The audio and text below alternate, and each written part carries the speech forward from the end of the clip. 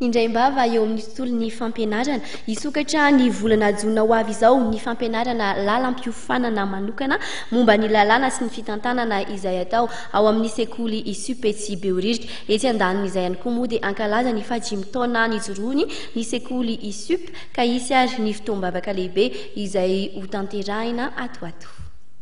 Eo an'ireo mpianatra na vita fiofanana tao anatin'ny telo taona ho an'ny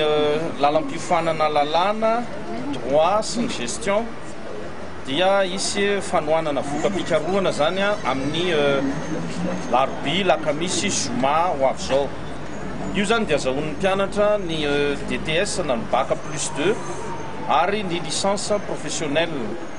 izay marihana fa manana agrément amin'ny ministère de l'enseignement supérieur sy ny recherche scientifique ny sekoly ary ny diplôme izay ho avoaka amin'ireo dia misy fankatoavana na homologation administrative any amin'ny fonction publique. Isy fidirana manokana ao aorianan'ny volana jiona ho an'ny taona fahatelo dia anaovana anomanan'ny mpianatra ny licence professionnelle ho an'ireo mpianatra alazainy hoe formation initiale na formation continue na koa ho an'ireo mpiasa zany izay tsy afaka ratsy ny asabotsy dia isy daholo zany lalam-piofanana izany. Ho an'ireo mpianatra efa navita fianarana teo amin'ny enim-bolana teo dia hiatrika ny examen partiel zany izy ireo atoato